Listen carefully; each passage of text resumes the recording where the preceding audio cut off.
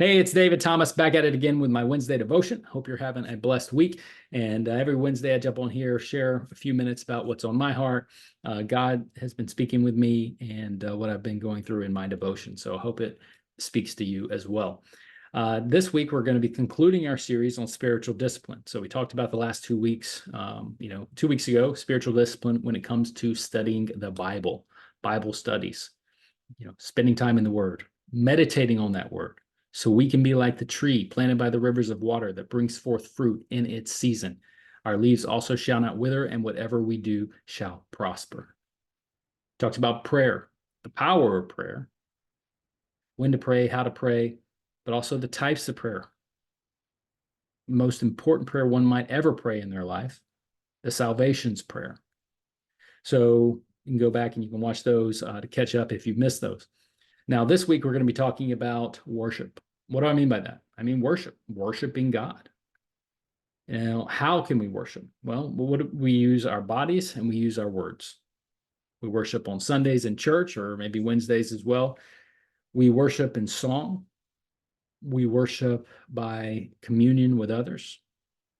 Where two are gathered in his name, there am I, right? So we fellowship with fellow believers and we learn more about Christ and apply that to our lives. So we worship with our bodies by, it could in any shape, form, or fashion, as during song, it could be dance, anything. You're showing worship and appreciation for God. It can also be in servitude by being a servant to others. That's a very high state of worship when you're being a servant. Be a servant to others and worship God through that. Also through our words, right? We can praise his name. Praising God's name 24/7 is a very important thing to do. And when do we most likely to worship? When we've been given freedom, right? Look at the Israelites. When they were freed from Egypt, what did they do? They worshiped God. Now, when should you worship? Well, we fight a lot of battles in our life, right? We experience battles in different forms, shape, forms, and fashions every single day in our lives. There's spiritual battles going around us all the time, whether you know it or not. But the Bible tells us to worship before the battle, during the battle, and after the battle. So not only do we wait till the battle is done to worship, no, you worship beforehand. Look at the Battle of Jericho with Joshua. What did God do? God said the battle is won. Worship. What did they do? They got out the trumpets and they worshiped. And the walls came tumbling down.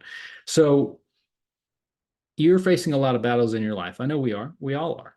And you might be going through something especially hard to deal with. Just know the battle is the Lord's. The Lord's already won that battle in your life. Victory is done. God got victory on the cross. All you have to do is worship.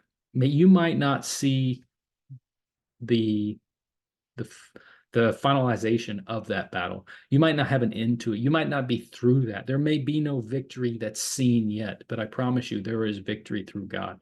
What you have to do is worship right now. Worship God for that victory. Praise his name. Worship him through the battle, through the thick of things, and then worship him again on the other side. God calls us to worship him.